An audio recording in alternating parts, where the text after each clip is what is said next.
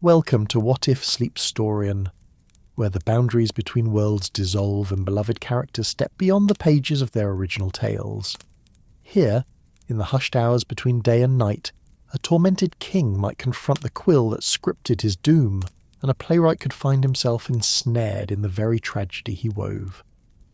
Each story begins with a simple question, what if, and unfolds into a gentle tapestry of intrigue, wonder and dreams. Tonight, we begin with something a little melancholic, a tale steeped in the heavy air of a Scottish castle, where ambition and guilt collide under flickering torchlight. If these stories bring you comfort or spark your imagination, I'd be grateful if you'd like the video and subscribe, but only if you truly enjoy what I do here. Let me know where in the world you're listening from. I love seeing how far these stories travel. So dim the lights, find your most comfortable position, and let these whispered narratives carry you softly towards sleep. The wind howled across the Scottish moors, a mournful cry that seemed to carry the weight of countless sorrows. It was the late 1500s, and the world was raw, unyielding, a place where the scent of damp earth mingled with the acrid bite of burning peat. Imagine yourself there, in the heart of Scotland, where the air tastes sharp with frost, where the crunch of boots on muddy paths blends with the distant bleat of sheep and the groan of a cart's wooden wheels. This was no land of ballads and noble heroes. This was a place of survival, where the cold gnawed through threadbare cloaks, and the flicker of a hearth was a treasure hard won. Can you feel the chill seeping into your bones, the faint sting of smoke in your eyes, as you draw closer to a fire that never quite warms you? Inverness Castle loomed over the landscape like a brooding sentinel, its blackened stones etched with the scars of time and weather. Its turrets clawed at the sky, its walls whispering secrets to those who dared listen. Inside, the air was thick with the scent of beeswax and spilled ale, the stone floors worn smooth by centuries of tread. This was not the Scotland of romantic tales, with their lairds and ladies dancing in golden halls. This was a world of hardship, where hunger was a constant companion, where loyalty was bartered in blood, and where ambition could crown a man or cast him into the abyss. Can you imagine the weight of such a world, the way it pressed against your chest, demanding you fight for every breath? The great hall of the castle was a cavern of shadows, its high ceiling lost in darkness, its tapestries frayed and heavy with dust. A fire roared in the hearth, but its warmth barely reached the corners, where draughts slithered like restless spirits. The clink of goblets and the low murmur of voices filled the space, but there was no joy here, no ease. Every word was measured, every glance heavy with suspicion. The air carried the sharp bite of wood smoke, the sour tang of unwashed wool, and the faint sweetness of mead lingering on the breath. Close your eyes and picture it. The flicker of torchlight on stone, the creak of a bench, the rustle of a cloak as someone shifts in the shadows. What would it feel like to sit in such a place, where every moment hums with unspoken danger? Into this world stepped a man who did not belong, a stranger to the mud and blood of Scotland's wild heart. William Shakespeare, a playwright from Stratford-upon-Avon, a man of ink and parchment, found himself drawn through the veil of time and story. His boots, soft and unsuited for the rugged terrain, sank into the mire outside the castle gates. His cloak, tailored for London's cobbled streets, flapped uselessly against the biting wind. He was not meant to be here, yet here he was, summoned by a force he could not name, standing before the great oaken doors of Inverness, the home of Macbeth. Shakespeare's breath caught as he pushed the door open, the hinges groaning like a warning. The hall stretched before him, alive with the dance of torchlight, shadows twisting as if they held secrets of their own. He was a man of words, of wit, of the stage, but here, in this place of stone and steel, he felt small, exposed. His fingers brushed the quill tucked into his belt, a talisman of his craft. but it offered little comfort. The air was heavy, not just with the weight of history, but with something darker, something that pressed against his heart like a whispered threat. "Who comes unbidden to my hall?" The voice was deep, jagged, like a blade scraped across stone. It was Macbeth, standing at the far end of the hall, his silhouette framed by the fire's glow. His eyes, sharp and unyielding, pinned Shakespeare where he stood. The playwright's pulse quickened, but he forced a smile, the kind he might offer a sceptical patron at the Globe. "I am but a humble writer," Shakespeare began, his voice steady despite the tremor in his hands. "William Shakespeare of England. I mean no trespass, my lord." Macbeth's laugh was a low, bitter sound, like the crackle of dry leaves. "A writer," he said, stepping closer, his boots heavy on the stone floor. "And what business has a writer in the house of a king? Have you come to mock me, to spin more tales of my disgrace?" Shakespeare tilted his head. His curiosity piqued despite the danger. "I know you, sir," he said softly, "for I have written to you. Your name is Macbeth, and your story is one of ambition, of blood, of a crown won and lost." Macbeth's face darkened, his hand twitching toward the dagger at his belt. "You know me?" he growled. "You, who sit in safety scribbling lies about my name? You, who paint me as a monster, a slave to witches and my own dark heart? Tell me, scribbler, why should I not strike you down where you stand?" The air grew colder, the shadows sharper.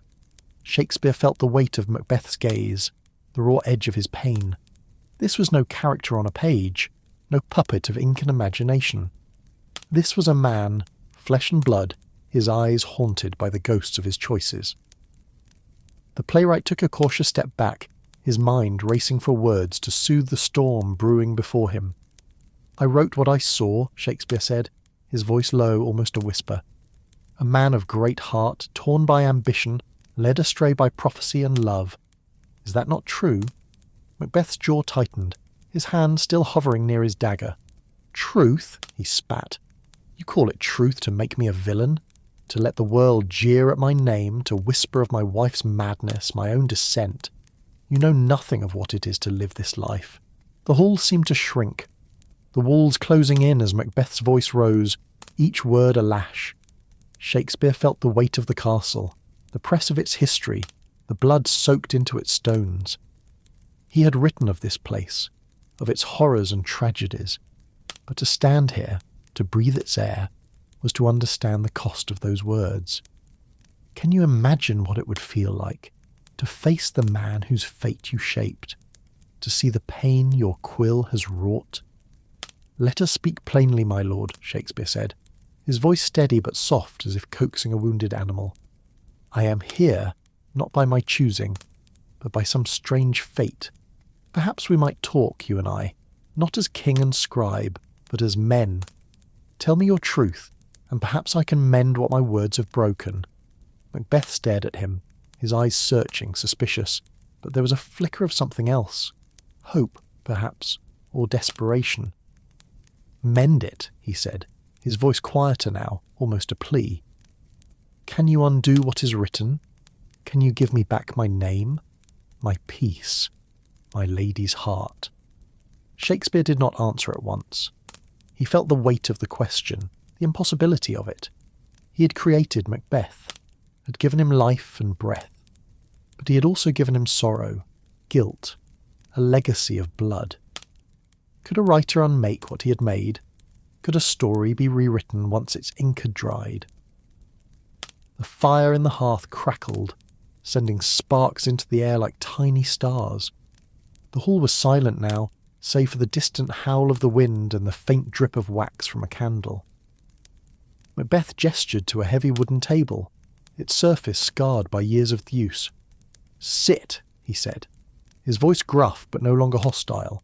"Speak if you must, but know this, writer, every word you say I will weigh, and if I find you false, no quill will save you."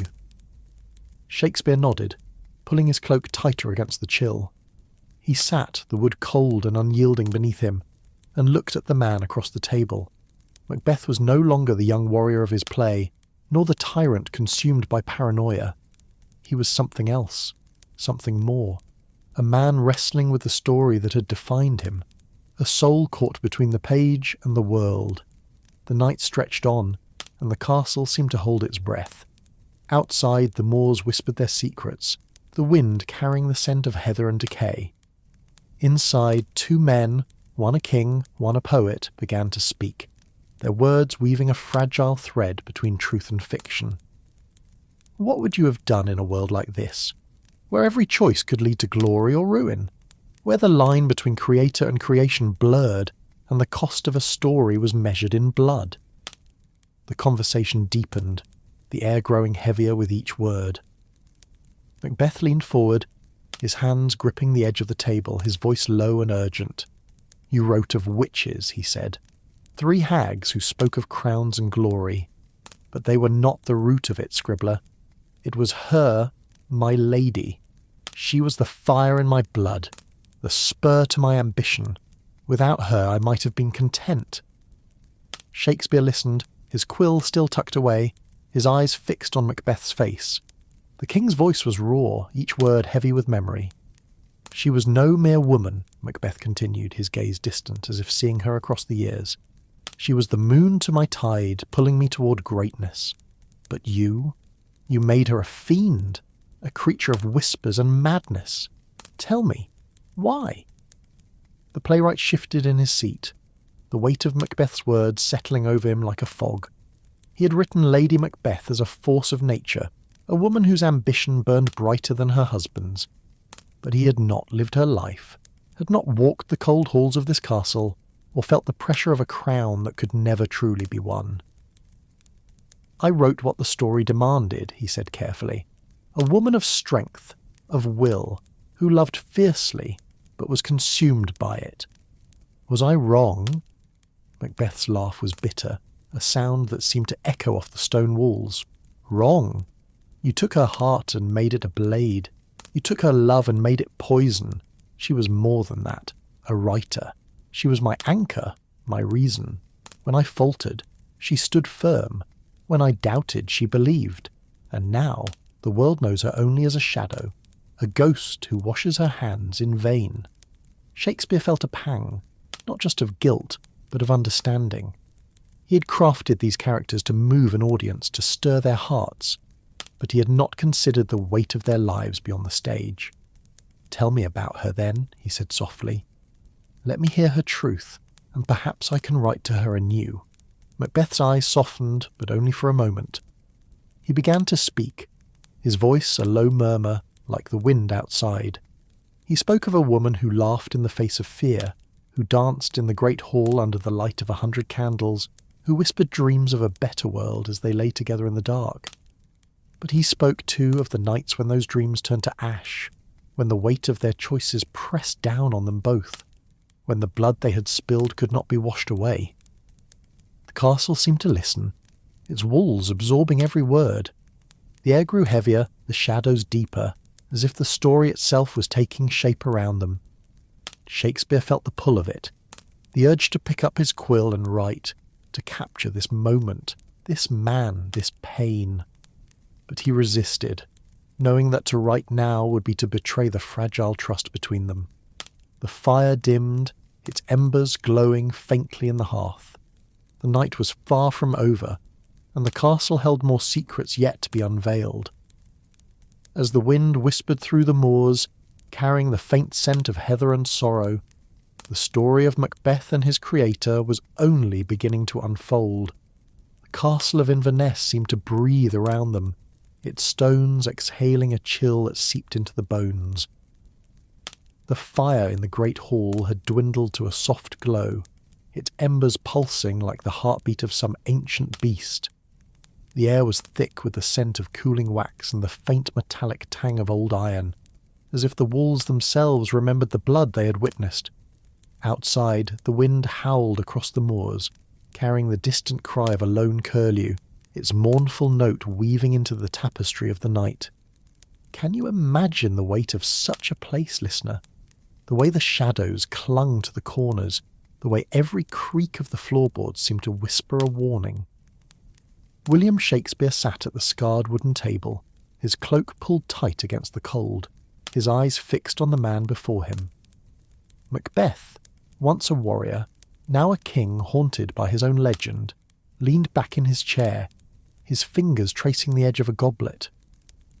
The silence between them was heavy, not empty, but filled with the echoes of their earlier words, words of love, of ambition, of a woman whose name hung in the air like a spectre. The playwright felt the weight of the story he had written, the story that had brought him here, to this moment, to this man whose pain was as real as the stone beneath their feet. Macbeth's voice broke the silence, low and rough, like gravel shifting underfoot. "You wrote of my lady's madness," he said, his eyes glinting in the firelight. "You wrote of her pacing these halls, scrubbing at her hands, seeing blood where there was none. But you did not write before, Scribbler. You did not write the nights when we sat together, planning a future we thought was ours to claim. You did not write the way her laughter filled this hall, brighter than any torch." Shakespeare leaned forward, his breath catching at the rawness in Macbeth's voice. He could see it, almost, the flicker of memory in the king's eyes. A woman with fire in her heart, her voice a melody that could soothe or spur a man to greatness. "Tell me of those nights," the playwright said softly, his tone gentle, as if coaxing a fragile truth from the shadows. "Let me see her as you did, not as my quill has painted her." Macbeth's gaze drifted to the fire, its light casting shadows across his face, deepening the lines of sorrow etched there. "She was no mere spur to my ambition," he said. "She was my equal, my partner in all things. When the witches spoke their riddles, it was she who saw the path clearly, she who dared to dream of a crown. I wavered, Scribbler, I doubted, but she believed. She believed in me, in us, in a world where we could rise above the mud and blood of this place." The king's voice softened, and for a moment the hall seemed less oppressive, as if her presence lingered in the air, in the scent of lavender that clung to the tapestries, in the faint echo of a laugh long silenced. Shakespeare listened, his heart heavy with the weight of what he had not known, what he had not written. He had crafted Lady Macbeth as a force, a flame that burned too brightly, but he had not seen the woman behind the ambition, the love behind the fire. "Do you know what it is to love so fiercely that it consumes you?" Beth asked, his eyes locking onto Shakespeare's. "To want something so badly that you'd trade your soul for it. She did, and I followed her, not because she pushed me, but because I could not bear to let her walk that path alone." The playwright nodded, his throat tight. He thought of his own life, of the quiet moments with his wife in Stratford, of the dreams they had shared in the soft glow of a candlelit room. But those dreams had never led to blood, to betrayal, to a throne won and lost. "I see her now," he said quietly.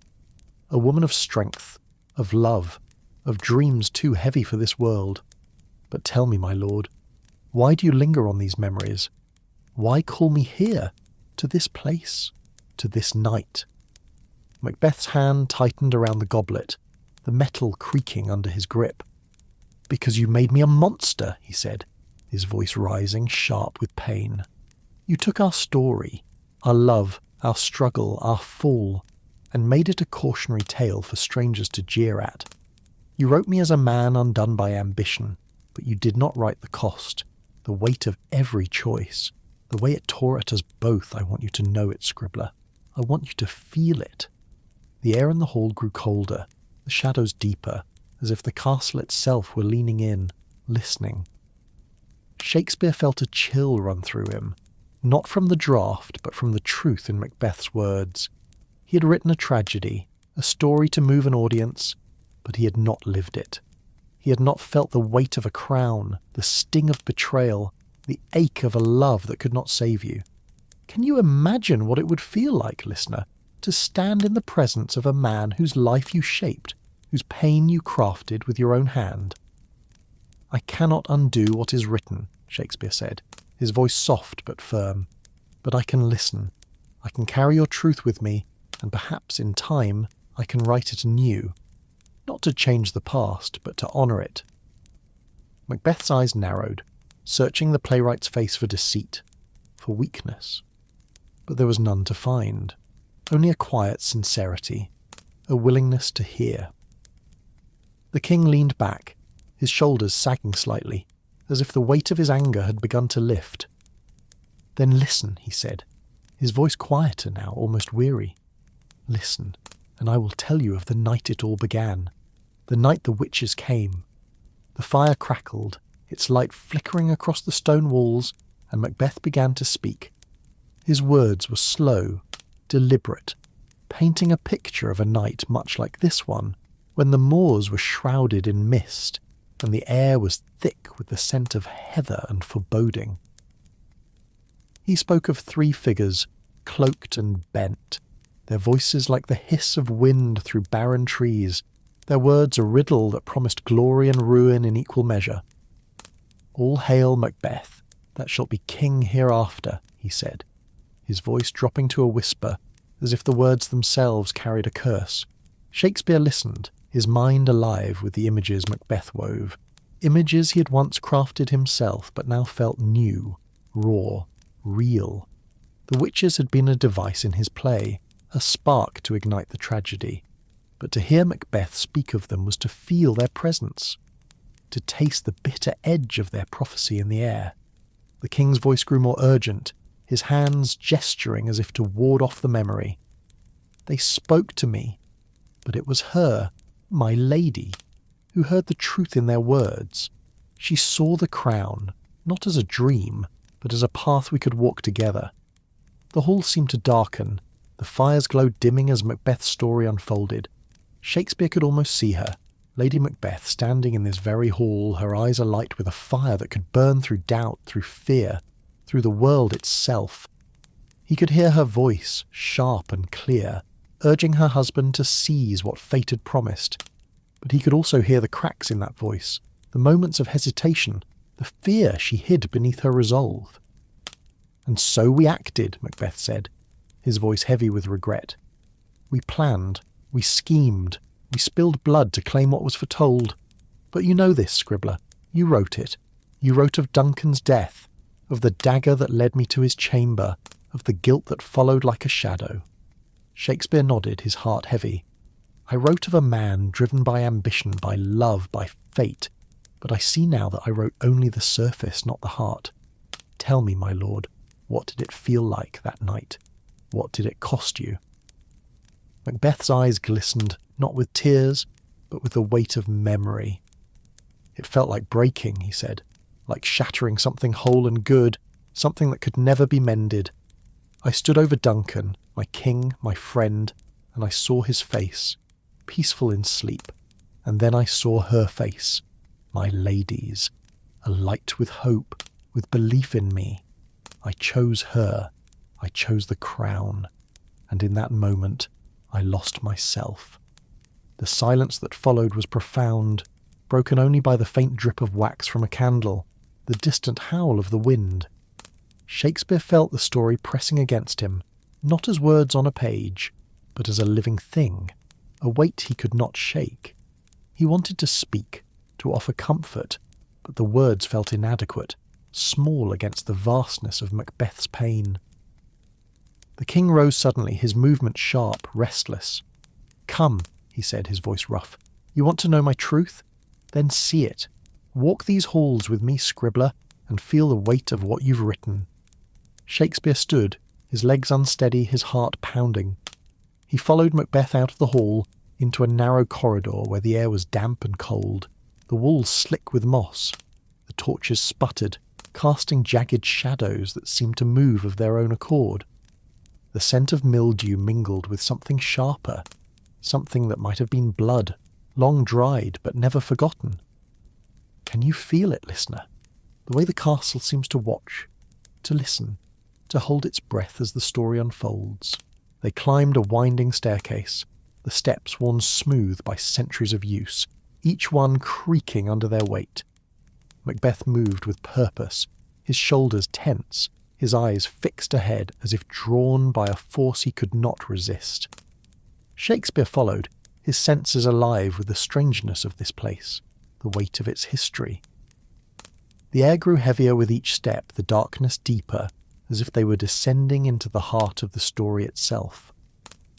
At the top of the stairs, they entered a small chamber, its only light a single candle burning on a wooden table. The air was sharp with the scent of lavender and despair.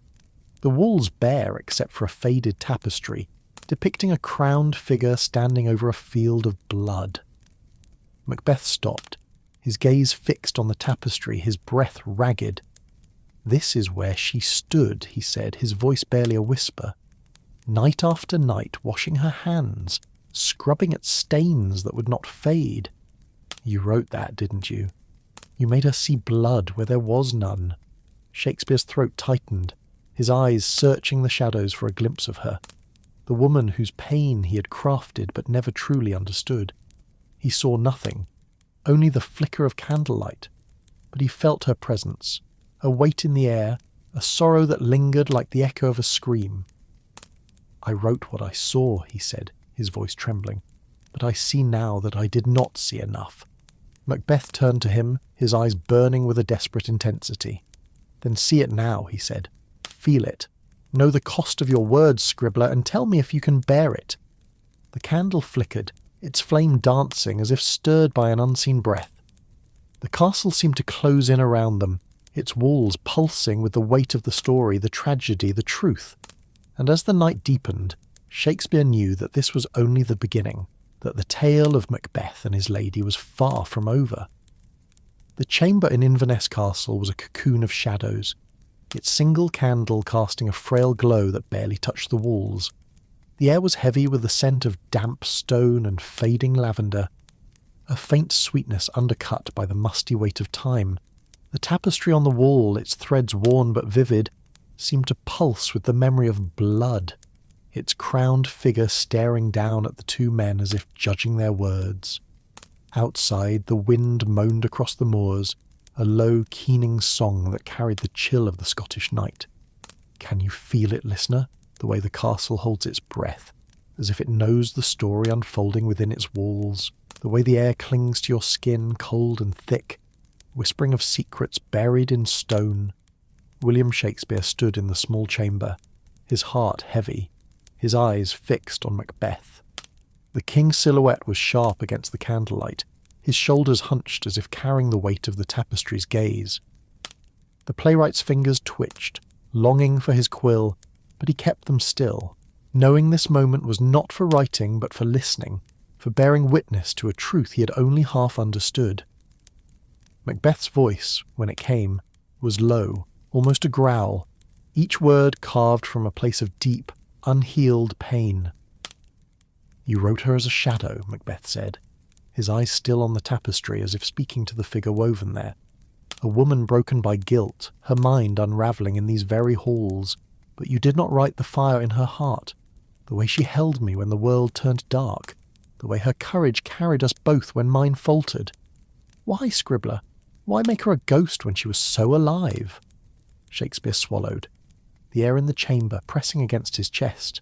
He could almost see her, Lady Macbeth, standing in this room, her hands moving restlessly, her eyes bright with a dream that had turned to ash. "I wrote what the stage demanded," he said softly, his voice barely above a whisper, as if afraid to disturb the ghost that lingered here. "A woman whose strength became her undoing, whose love became a blade. But I see now that I captured only a piece of her, a fragment of the truth." Macbeth turned, his eyes burning with a mix of anger and sorrow. "A fragment," he repeated, his voice sharp like the crack of a breaking branch. "You took our lives, our love, and made them a spectacle. You made her a villain, me a tyrant, when all we did was reach for what was promised. Tell me, writer, do you know what it is to want something so fiercely that it consumes you? To see it within your grasp, only to watch it slip away in blood?" The playwright's breath caught, his mind racing with the weight of Macbeth's words.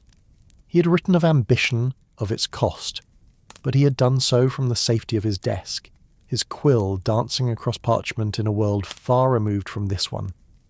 Here, in the cold heart of Inverness, he felt the raw edge of that ambition, the way it had burned through Macbeth and his lady.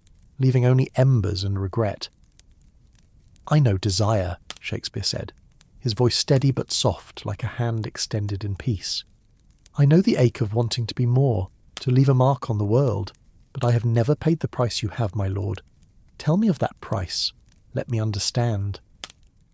Macbeth's gaze softened, but only for a moment before it hardened again like a wound scabbing over. He stepped closer to the tapestry, his fingers brushing its frayed edges as if he could touch the past through its threads. "The price," he said, his voice low, almost a murmur, "was everything. My honour, my peace, my lady's light. We thought the crown would be our salvation, but it was our curse. Every step we took toward it, we left something behind. Trust, love, the man I once was." The candle flickered, its flame dancing as if stirred by an unseen breath. The chamber seemed to close in, the walls leaning closer, the air growing thicker with the weight of memory. Shakespeare felt it too, the pull of the story, the way it wove itself around them, binding them to this place, this moment. He wanted to speak, to offer some comfort, but the words felt small, inadequate against the vastness of Macbeth's grief.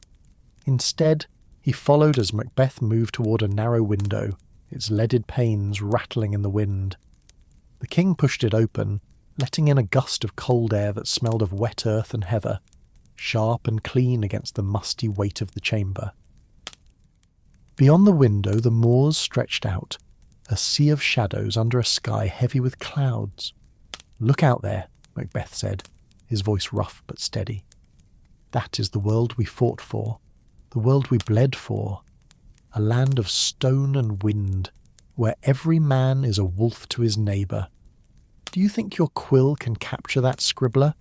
The hunger, the cold, the fear that gnaws at you even in your dreams." Shakespeare peered out, his eyes tracing the dark expanse of the moors, the faint glimmer of starlight on a distant loch. He could taste the frost in the air, feel the bite of the wind against his cheeks, hear the low moan of the night as it swept across the land. This was not the Scotland of his play, a backdrop painted in words. This was a living, breathing world, harsh and unforgiving, where every choice was a gamble, every dream a risk. "I see it," he said quietly. "I feel it. But tell me, my lord, what would you have me do with this truth? How can a writer mend what has been broken?" Macbeth turned, his face half lit by the candle's glow, his eyes searching Shakespeare's as if looking for salvation. "Write us as we were," he said, his voice breaking. "Not as monsters, not as shadows, but as a man and woman who loved, who dared, who fell.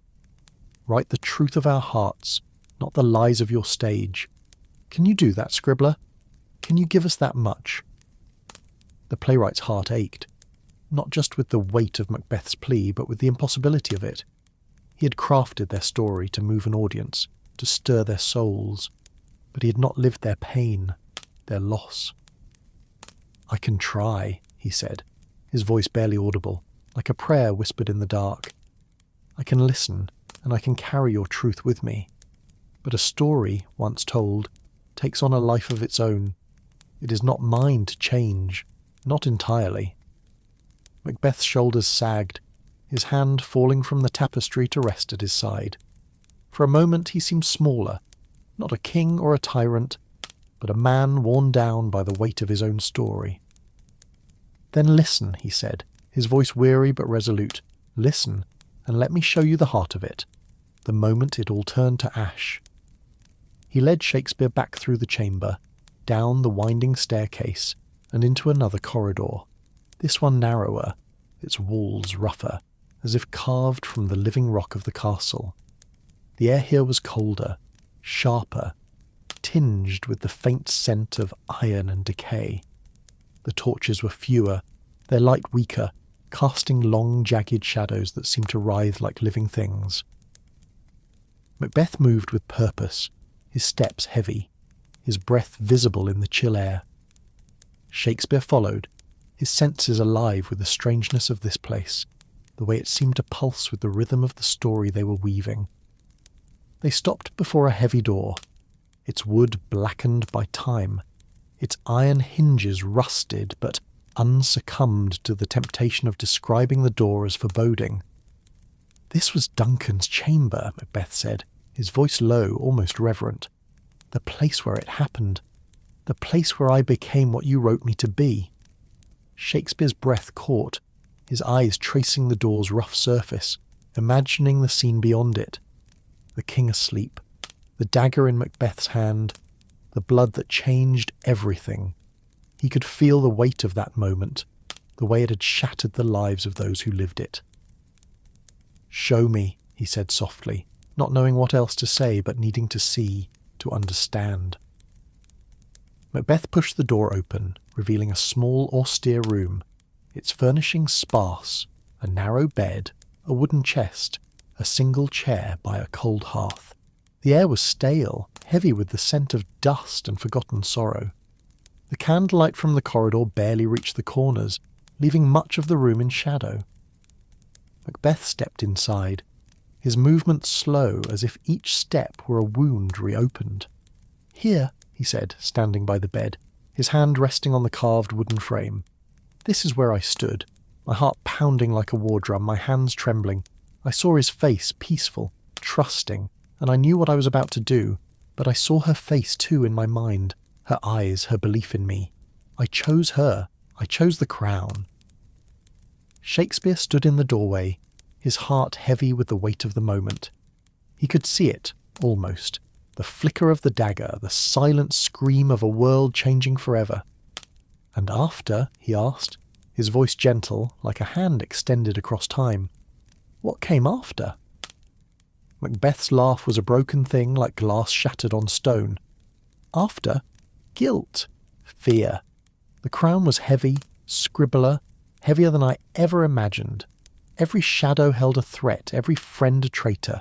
And she began to fade, her fire dimming with every night she spent washing her hands, trying to cleanse what we had done."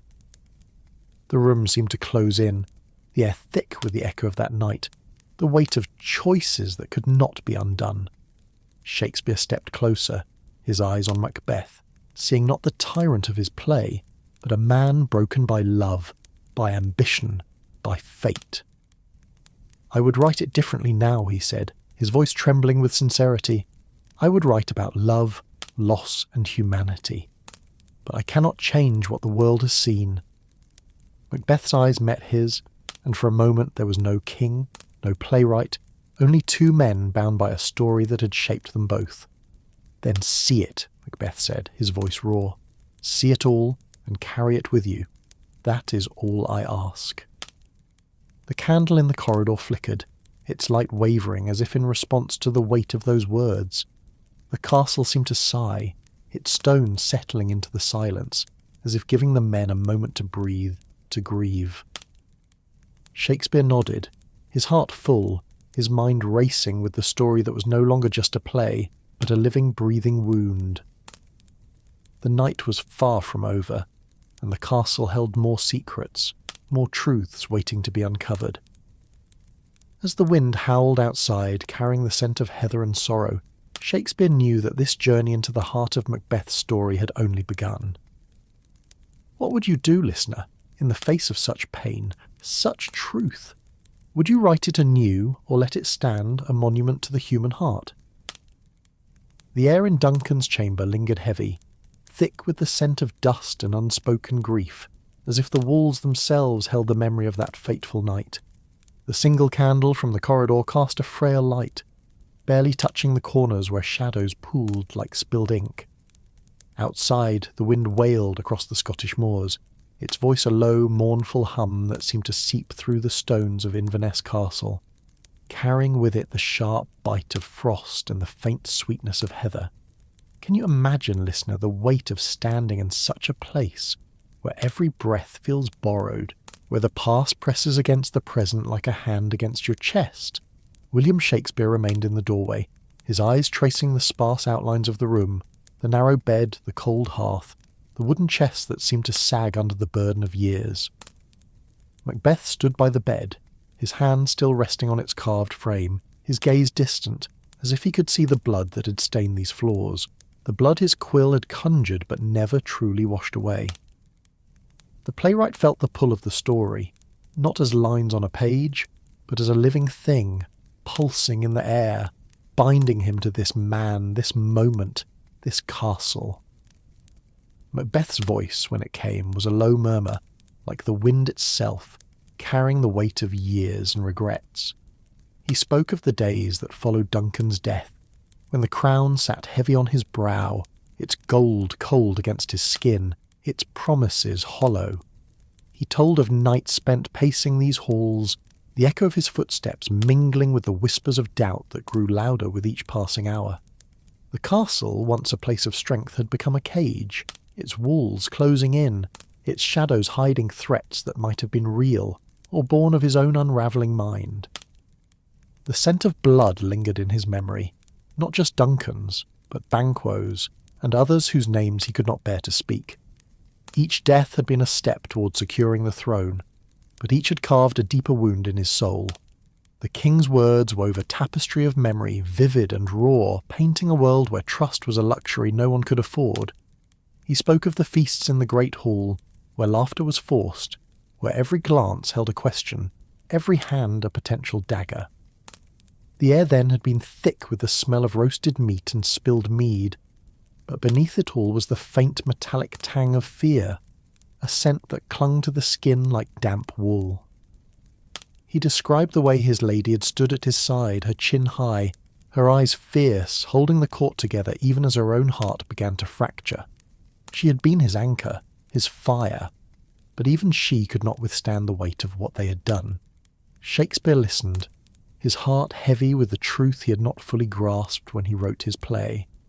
He had crafted Macbeth as a man consumed by ambition, a tyrant undone by his own desires, but he had not seen the man beneath, the husband, the warrior, the soul caught in a web of fate and choice. The playwright's fingers itched for his quill, not to write, but to hold something familiar, something that could anchor him in this storm of emotion. He felt the cold stone beneath his feet, the faint sting of smoke in his eyes, the taste of the castle's air, bitter with ash and sorrow. Can you feel it, listener? The way a place can hold a story, the way its walls can whisper truths you never meant to hear. Macbeth moved away from the bed, his steps slow, deliberate, as if each one retraced a path he could not escape. He led Shakespeare out of the chamber, back into the corridor, where the air was colder, sharper, tinged with the scent of mildew and something darker, something that might have been the memory of blood. The torches flickered, their light weak against the oppressive darkness, casting shadows that seemed to shift and sway, as if the castle itself were alive, watching, waiting. The king's voice grew quieter, more introspective, as he spoke of the nights when he and his lady had sat together in silence, the weight of their deeds a wall between them. She had changed, he said, after Duncan's death. The fire that had once burned in her eyes had dimmed, replaced by a restless energy, a need to move, to act, to keep the world at bay. He spoke of finding her in the early hours, standing in the great hall, her hands moving as if washing them under an invisible stream, her lips muttering words he could not hear. The scent of lavender had clung to her, a faint echo of the woman she had been, but it was drowned by the bitterness of guilt, a weight that pressed against her as surely as the crown pressed against him. He had tried to reach her, to pull her back, but she had slipped further away, her mind unravelling under the strain of their choices. Shakespeare followed Macbeth through the winding corridors, the castle unfolding around them like a labyrinth of memory. They passed a narrow window, its panes rattling in the wind, offering a glimpse of the moors beyond, a vast shadowed expanse where the stars were hidden by clouds, where the air carried the scent of earth and decay. The playwright felt the weight of the story growing, not just Macbeth's, but his lady's, a woman whose strength had been her undoing, whose love had been both a light and a chain. He wanted to ask more, to delve deeper, but he sensed the fragility of this moment, the way Macbeth's words balanced on the edge of breaking. They stopped in a small alcove, its walls bare except for a single sconce, its flame guttering in the draught. The air here was heavy, almost suffocating, with the scent of old wax and damp stone. Macbeth leaned against the wall, his eyes distant, his voice softer now, almost a whisper. He spoke of the paranoia that had taken root, the way every shadow seemed to hide a traitor, every whisper a plot. He told of Banquo's ghost, not as a spectre on a stage, but as a weight in his heart, a friend lost to his own ambition, a betrayal that haunted him more than any prophecy. The castle had become a prison, its halls a mirror of his own fractured mind, reflecting back the choices he could not unmake. Shakespeare stood beside him, the cold stone against his back, the faint warmth of the torch a fleeting comfort. He could hear the king's breath, ragged and uneven, could feel the weight of his words settling into the air like dust. The playwright had written of guilt, of madness, but he had not understood its depth, its texture, the way it clung to the skin, the way it coloured every moment with its bitter taste. He wanted to offer something, some word of solace, but he knew it would be inadequate, a drop of water in a sea of sorrow. Instead he listened, letting Macbeth's voice fill the space, letting the story weave itself around them. The king's words turned to the witches again, their riddles a thread that ran through his life, binding him to this path. He spoke of their laughter, sharp and cruel, echoing across the moors, of their eyes that saw too much, knew too much. He had believed them, he said, not because he wanted the crown, but because he wanted to believe in a world where fate could be trusted, where dreams could be seized. But their words had been a trap, a lure that led him deeper into darkness, and he had followed, dragging his lady with him. The alcove seemed to grow smaller, the walls pressing closer, as Zrynja, the air thicker with the weight of confession. Shakespeare felt the story shifting, not just a tale of ambition and betrayal, but a love story, a tragedy of two souls bound together, unable to save each other from the fall. He could almost see her, Lady Macbeth, her hands restless, her eyes searching for a peace that would never come. He could feel the castle's pulse, its stones alive with the echoes of their choices, their pain. Macbeth's voice faltered, his hands clenched into fists. He spoke of the moment he knew she was lost to him, the night she walked these halls alone, her mind a maze of guilt and fear. He had found her in the great hall, her bare feet silent on the stone, her hands moving in that endless, futile washing. He had called to her, reached for her, but she had not seen him, not truly. Her eyes had been fixed on something beyond, something he could not reach.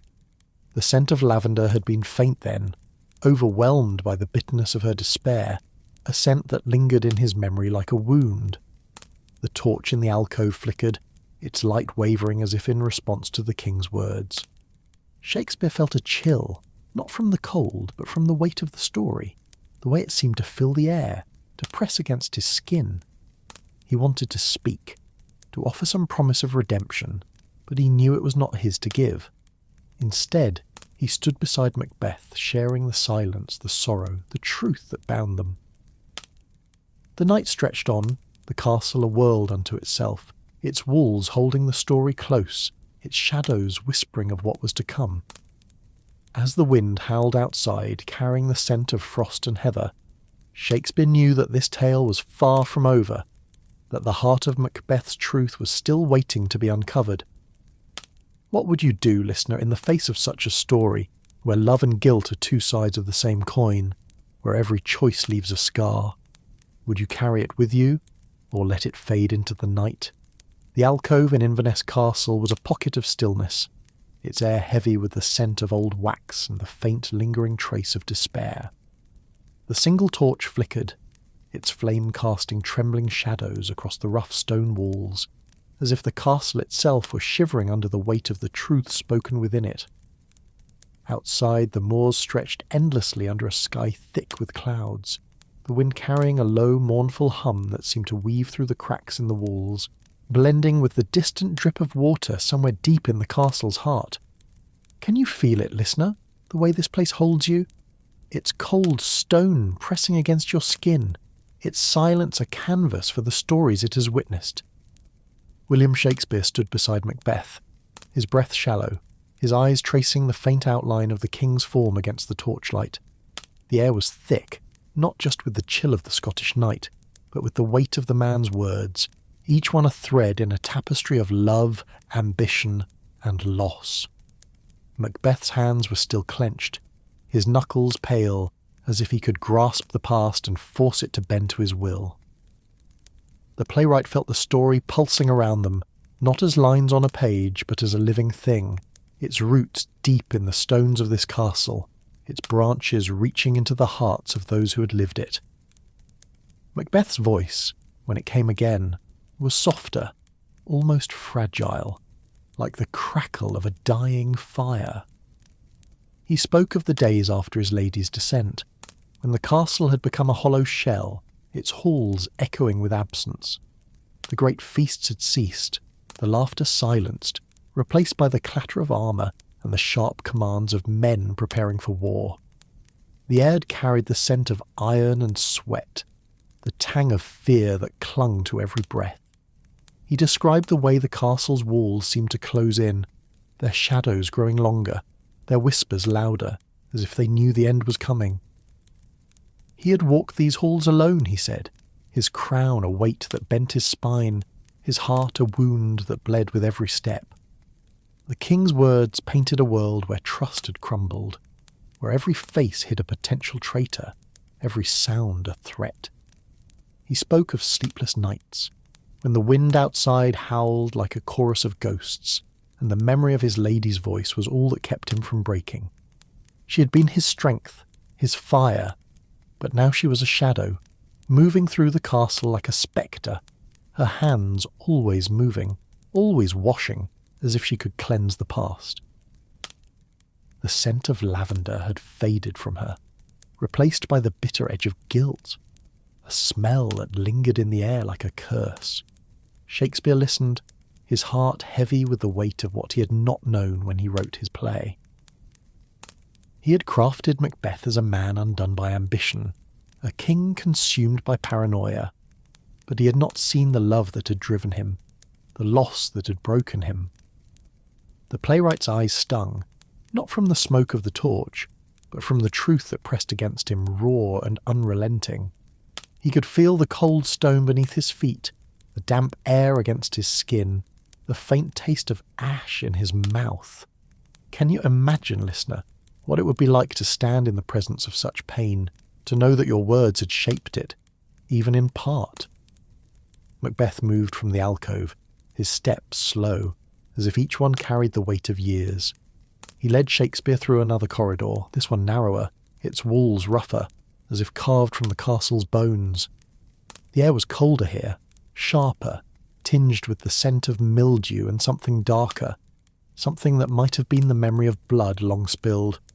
The torches were sparse, their light weak, casting shadows that seemed to writhe like living things. The king's voice grew quieter, more introspective, as he spoke of the battles that had followed, the men who had fallen, the blood that had stained the moors.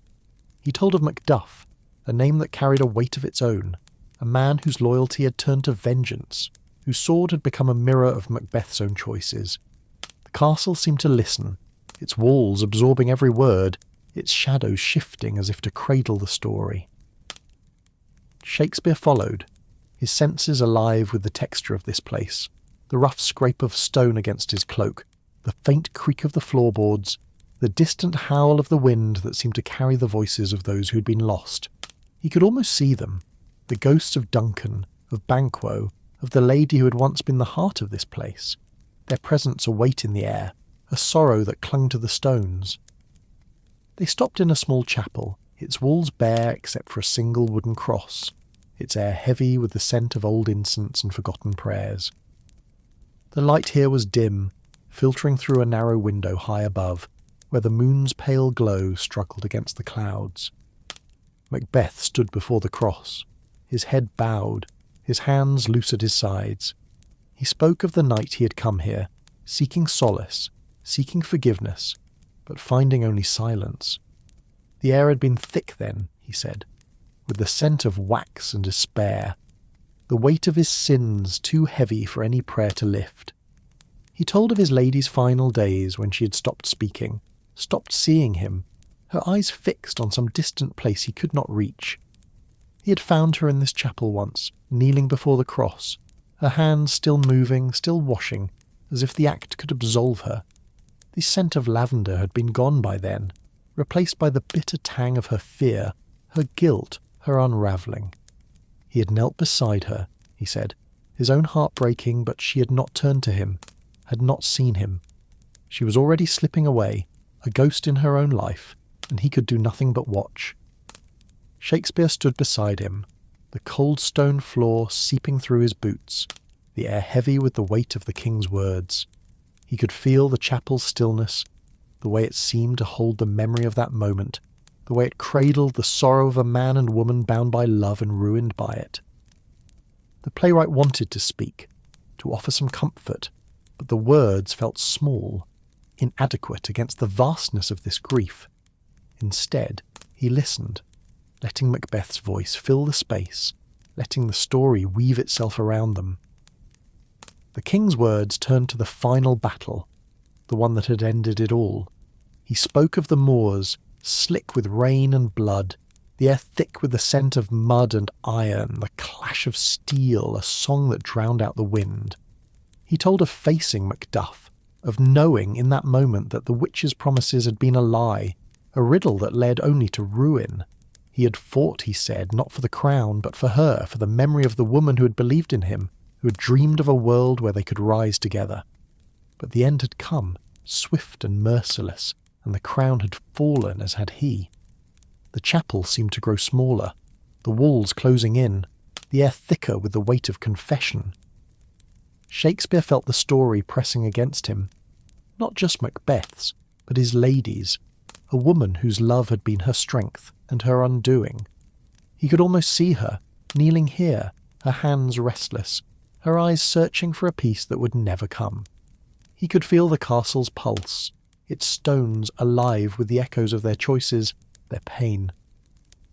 Macbeth's voice faltered, his hands trembling slightly as he spoke of the aftermath, of the silence that had fallen over the castle, of the crown that now sat on another's head.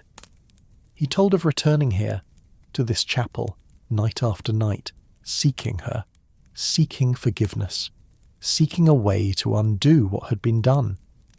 But the cross offered no answers, the air no solace, only the scent of incense and sorrow, a reminder of what he had lost. The moonlight through the window flickered, its pale glow wavering as if in response to the king's words. Shakespeare felt a chill, not from the cold, but from the weight of the story, the way it seemed to fill the air, to press against his heart. He wanted to offer something, some promise of redemption, but he knew it was not his to give. Instead, he stood beside Macbeth, sharing the silence, the sorrow, the truth that bound them. The king turned to him, his eyes dark, haunted but steady. He spoke of wanting one thing, not a new story, but a true one, a story that carried the weight of their love, their loss, their humanity. He asked Shakespeare to carry it with him, to let it live beyond the pages of his play, to let it breathe in the hearts of those who heard it. The playwright nodded, his throat tight, his heart full, knowing that this was a burden he would bear, a truth he would hold. The night stretched on, the castle a world unto itself, its walls holding the story close, its shadows whispering of what was to come. As the wind howled outside, carrying the scent of frost and heather, Shakespeare knew that this tale was nearing its end, but its weight would linger. A story not just of ambition and tragedy, but of love, of loss, of the human heart. What would you do, listener, in the face of such a truth, where every word is a wound, every silence a prayer? Would you carry it with you, or let it fade into the night? The chapel in Inverness Castle was a sanctuary of shadows, its air thick with the faint, acrid scent of old incense and the cold bite of stone. The wooden cross on the wall stood silent, its weathered surface catching the pale moonlight that slipped through the narrow window, a sliver of silver in a world of grey. Outside, the Scottish moors stretched into the darkness, their heather-scented breath carried by a wind that moaned like a lost soul, weaving through the castle's cracks and stirring the dust of centuries. Can you feel it, listener? The way this place wraps around you, its chill seeping into your skin, its silence heavy with the weight of unspoken truths. William Shakespeare stood beside Macbeth, his breath shallow, his eyes tracing the faint outlines of the chapel's sparse furnishings, the rough-hewn bench, the cold hearth, the cross that seemed to watch them with unyielding patience. The king's presence was a force, not of power, but of sorrow, his silhouette sharp against the moonlight, his hands loose at his sides as if he had nothing left to hold. The playwright felt the story pulsing through the air, not as words he had written, but as a living thing, its roots deep in the stones of this castle, its tendrils curling around his heart. Macbeth's voice, when it came, was a low hum, like the wind itself, carrying the weight of a man who had seen too much, lost too much. He spoke of the days after the battle, when the castle had fallen silent, its halls empty of all but echoes. The air then had been heavy with the scent of rain and iron, the moors outside slick with mud and blood, the crown no longer his but a memory that burned. He told of walking these halls alone, his footsteps a hollow drumbeat, his mind a maze of guilt and regret. The castle had become a mirror, he said, reflecting back the man he had become, the man he had never meant to be. The king's words wove a picture of a world stripped bare, where the feasts and laughter of old were gone, replaced by the clatter of armour and the sharp cries of men preparing for a war that had already been lost. He described the way the air had tasted then, bitter with ash and fear, the way the walls seemed to whisper of betrayal, of promises broken. He spoke of his lady, not as the ghost of his play, but as a woman who had once filled these halls with her fire, her laughter, her dreams. She had been his heart, he said, but that heart had cracked under the weight of their choices, leaving him to carry the pieces alone. Shakespeare listened, his chest tight with the weight of what he had not understood when he penned his tragedy. He had written Macbeth as a man consumed by ambition, a king undone by his own hand, but he had not seen the love that had driven him, the loss that had hollowed him. The air in the chapel was cold, sharp with the scent of stone and faded incense, but it was the king's words that chilled him, each one a stone added to the burden he now carried. He could feel the rough wood of the bench beneath his fingers, the faint sting of the night air against his face, the taste of dust in his mouth. Can you imagine, listener, what it would be like to hear such a truth? To know that your words had shaped a man's pain, even if only in part. Macbeth moved from the cross, his steps slow, as if each one were a confession. He led Shakespeare out of the chapel, through a narrow passage where the walls were slick with moss, the air thick with the scent of mildew and something darker, something that might have been the memory of blood. The torches here were few, their flames weak, casting shadows that seemed to pulse with a life of their own. The king's voice grew softer, more reflective, as he spoke of the nights when he had stood alone on the castle's battlements, looking out over the moors, searching for answers in the wind. He told of the witches again, their voices a haunting refrain that echoed through his life, their riddles a chain that bound him to this path. He described their laughter, sharp and cold, like the crack of ice on a frozen loch, their eyes that seemed to see through him, into the heart of his fears. He had believed them, he said, not because he craved the crown, but because he craved certainty, a world where fate could be trusted, where dreams could be held without breaking. But their words had been a lure, a spark that set his world able-modelled into flames, and he had followed, dragging his lady into the fire with him. The passage opened into a wider hall, its ceiling lost in darkness, its walls hung with tattered tapestries that swayed in the draught. The air here was heavy, tinged with the scent of old wool and the faint metallic edge of rust. Macbeth stopped before one of the tapestries, its threads faded but still vivid with the image of a crowned figure standing over a field of blood. He reached out, his fingers brushing the fabric, as if he could touch the past, hold it, change it. He spoke of the moment he had realized the crown was not salvation, but a cage, its weight pressing down on him, its promises empty. He told of his lady's final moments, not as the play had shown, but as he had lived them. He described finding her in their chamber, her body still, her hands finally at rest, the scent of lavender gone, replaced by the bitter tang of death. He had knelt beside her, he said, his voice breaking, and whispered her name, but she was already gone, slipped beyond his reach, beyond the reach of any crown or prophecy. The castle had seemed to mourn with him, its walls silent, its air heavy with the weight of her absence.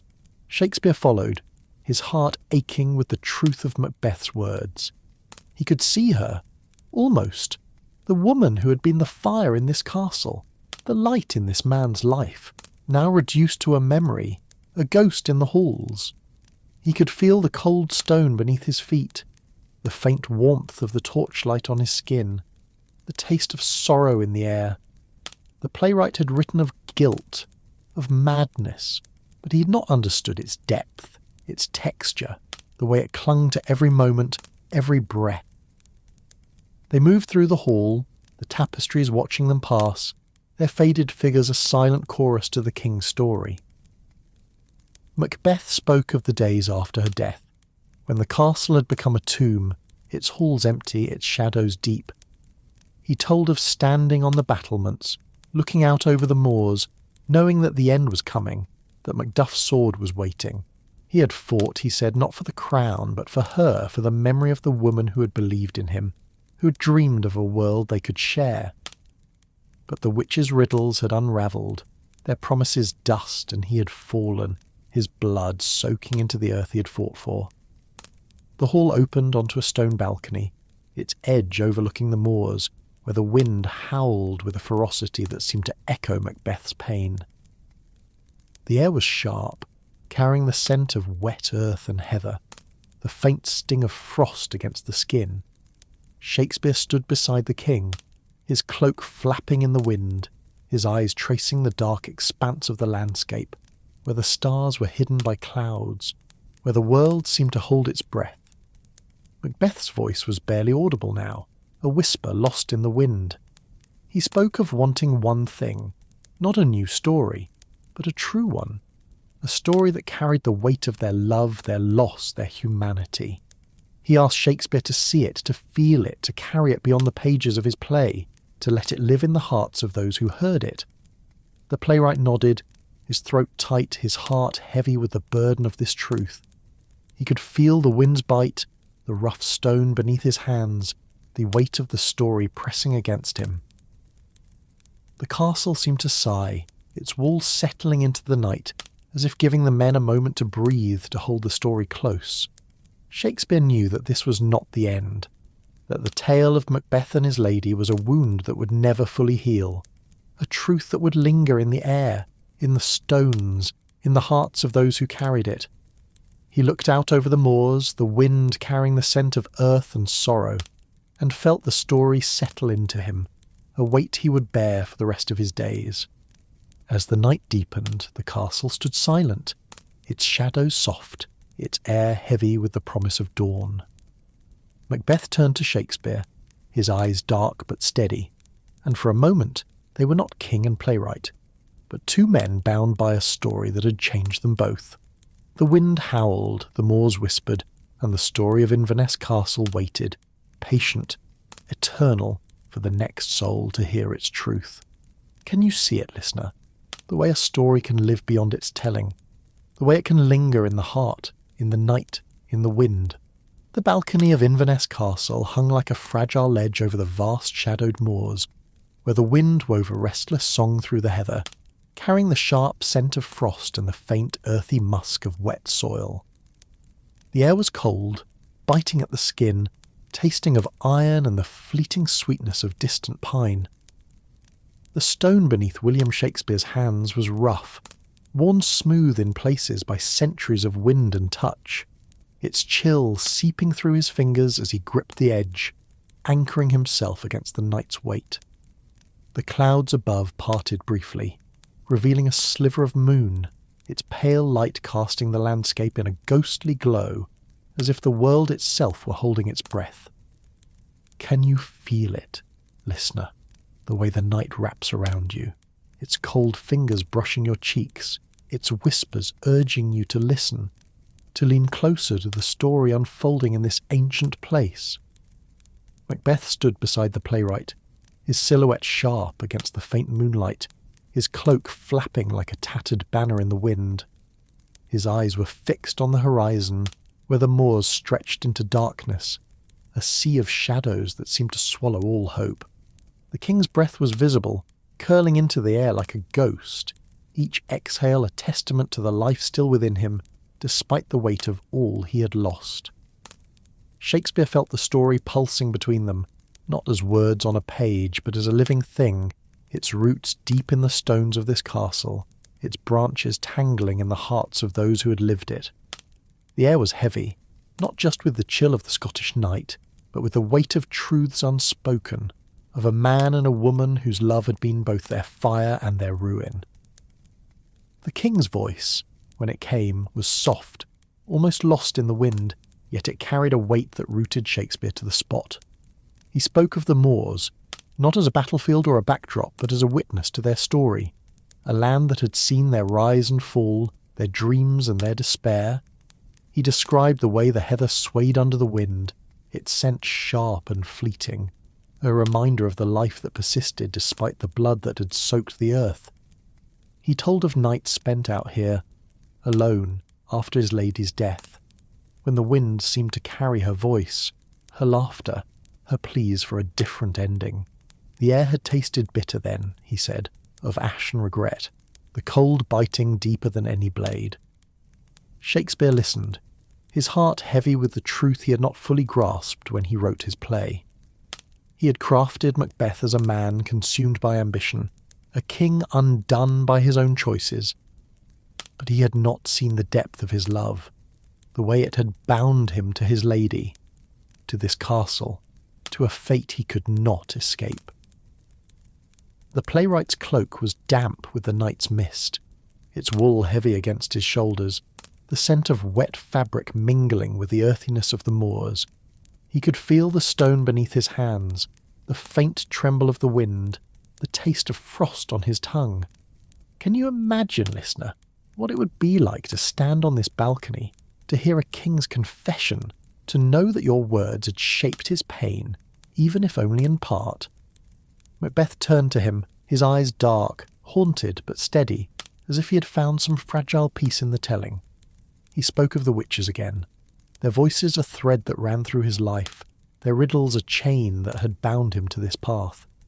He described their forms, bent and cloaked, their laughter like the crack of dry branches, their eyes that seemed to see into the heart of his fears, his desires. He had believed them, he said, not because he craved power, but because he craved meaning, a world where his actions could shape his fate, where his love could build a legacy. But their words had been a trap, a lure that had led him deeper into darkness, and he had followed, dragging his lady with him, their hands clasped even as the world burned around them. The king's voice grew quieter, more introspective, as he spoke of the moments after her death, when the castle had become a hollow shell, its halls echoing with absence. He told of walking these battlements, night after night, the wind carrying the scent of heather and sorrow, the stars hidden by clouds that seemed to mirror his own heart. He described the way the castle had changed, its stones colder, its shadows deeper, as if it mourned with him, as if it knew the cost of their choices. The air had been heavy then, he said, with the scent of dust and decay, the faint tang of blood that lingered in the memory, a reminder of what he had done, what he had lost. Shakespeare followed as Macbeth moved along the balcony, his steps slow, deliberate, as if each one retraced a path he could not escape. The king led him to a corner where the stone was cracked, worn by years of wind and rain, its surface etched with faint marks that might have been initials, a lover's vow carved in a moment of hope. Macbeth's fingers brushed the stone, his touch gentle, as if he could feel her there, his lady, her presence a warmth that lingered despite the cold. He spoke of their early days, when the castle had been alive with possibility, when their laughter had filled the great hall, when their dreams had seemed within reach. The air then had been rich with the scent of roasted meat and burning peat, the sound of music and voices a tapestry of joy. He told of their nights together, lying in their chamber, the firelight dancing on the walls, her voice a soft melody as she spoke of a world where they could rise above the mud and blood of this land. She had been his fire, he said, her courage a light that guided him, her love a strength that held him, but that fire had burned too brightly, consuming them both, leaving only ashes and a crown that weighed more than any man could bear. The wind howled, stirring the heather below, its scent sharp and fleeting, a reminder of the life that persisted despite the pain. Shakespeare's heart ached with the weight of Macbeth's words, with the truth he had not seen when he wrote his play. He had crafted a tragedy, a story to move an audience, but he had not lived the love that had driven it, the loss that had broken it. The air was cold, sharp with the scent of frost and stone, but it was the king's story that chilled him, each word a wound reopened, each memory a scar. He could feel the rough stone beneath his hands, the faint warmth of the moonlight on his face, the taste of sorrow in the air. He wanted to speak, to offer some comfort, but the words felt small, inadequate against the vastness of this grief. Macbeth's voice turned to the end, to the moment when he had faced Macduff on the moors, the rain falling like tears, the air thick with the scent of mud and blood. He spoke of knowing, in that moment, that the witch's promises had been a lie, that no man born of woman could save him, that his fate was sealed. He had fought, he said, not for the crown, but for her, for the memory of the woman who had believed in him, who had dreamed of a world they could share. But the sword had found him, its edge swift and merciless, and he had fallen, his blood soaking into the earth, his heart still reaching for her. The king's words faltered, his hands trembling slightly as he spoke of waking here, in this castle, night after night, as if the story would not let him go. He told of standing on this balcony, looking out over the moors, searching for her in the wind, in the heather, in the stars that never showed. The air was heavy with the scent of earth and frost, the castle stones cold against his back, but it was her absence that weighed most, a void that no crown, no victory could fill. He spoke of wanting one thing, not a new story, but a true one, a story that carried the weight of their love, their loss, their humanity.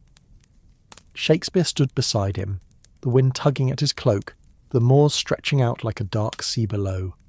He could feel the story settling into him, not as lines to be written, but as a truth to be carried, a burden to be borne. He nodded, his throat tight, his eyes stinging with the weight of what he had heard. He could see her, almost Lady Macbeth, her fire burning bright, her hands reaching for a dream that had slipped away. He could feel the castle's pulse, its stones alive with the echoes of their choices, their pain.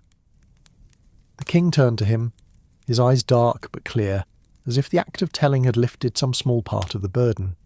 He asked Shakespeare to carry their story, not as a tragedy for the stage, but as a truth for the heart, a memory of two souls who had loved, who had dared, who had fallen.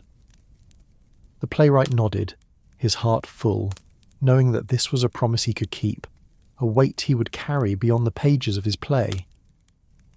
The wind howled, the moors whispered, and the castle stood silent, its shadows soft, its air heavy with the promise of dawn. Shakespeare looked out over the landscape, the heather swaying in the moonlight, the air sharp with the scent of frost and earth.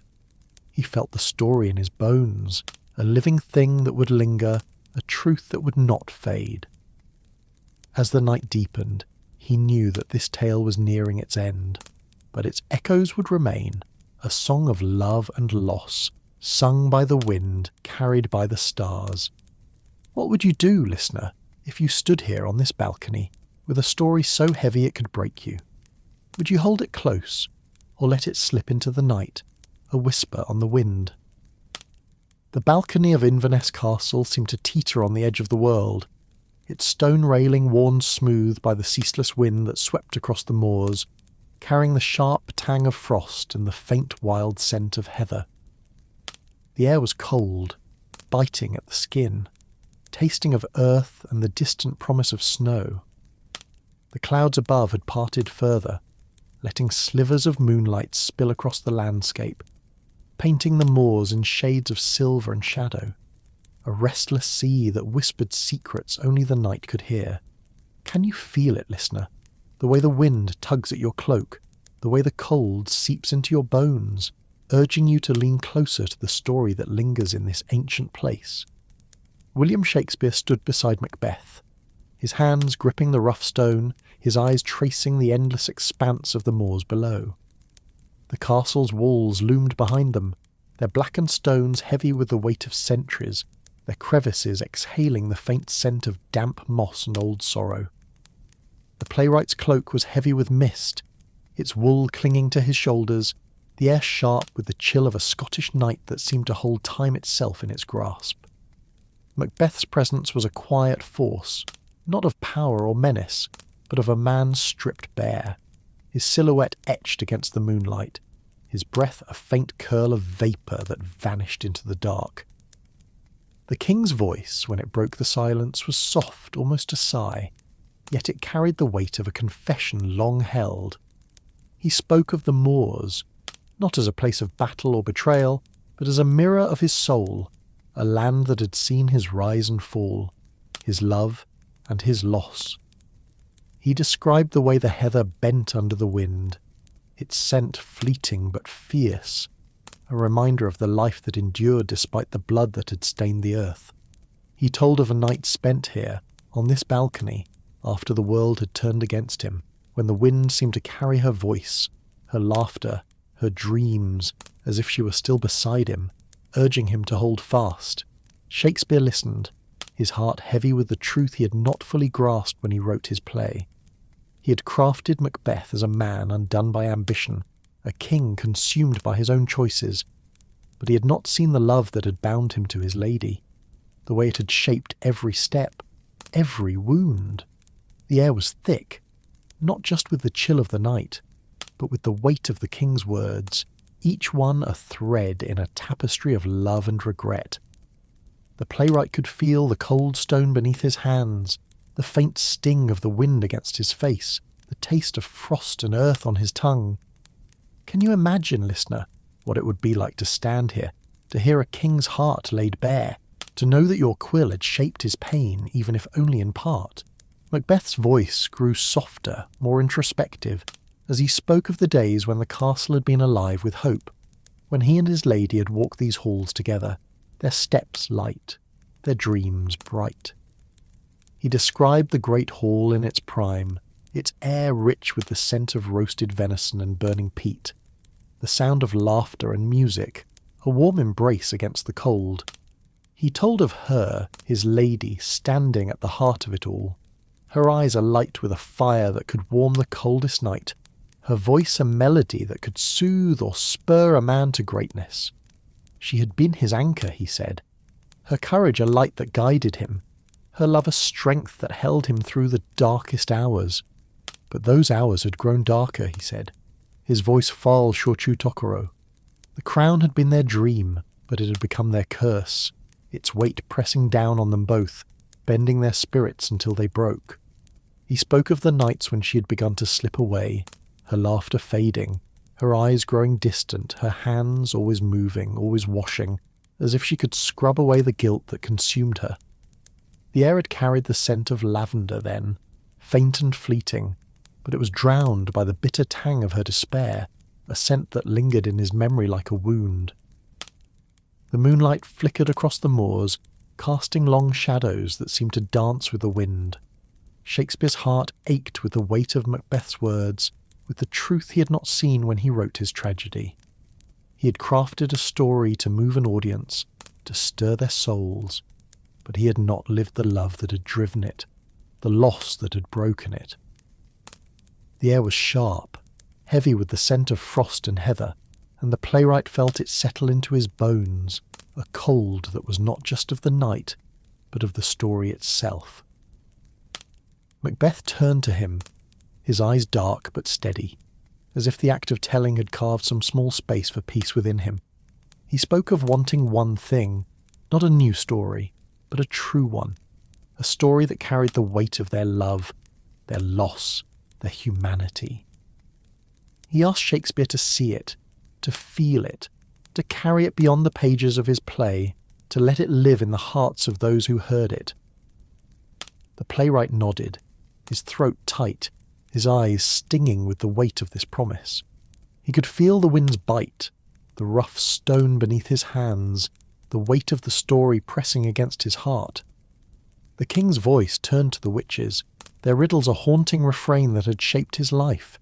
He described their forms, cloaked and bent, their voices like the hiss of wind through barren trees, their words a promise of glory that had led only to ruin. He had believed them, he said, not for the crown, but for the certainty they offered, a world where he could seize his fate, where he could build a legacy with her. But their promises had been a lie, a spark that set his world ablaze, and he had followed, dragging his lady into the flames, their hands clasped even as the fire consumed them. The castle seemed to sigh, its walls settling into the night, as if giving the men a moment to breathe, to hold the story close. Shakespeare followed as Macbeth moved along the balcony, toward a narrow staircase that led upward, into the heart of the castle's highest tower. The air grew colder, sharper, tinged with the scent of old stone and the faint metallic edge of rust. The stairs creaked under their weight, each step a whisper of the past, the castle's history pressing against them like a living thing.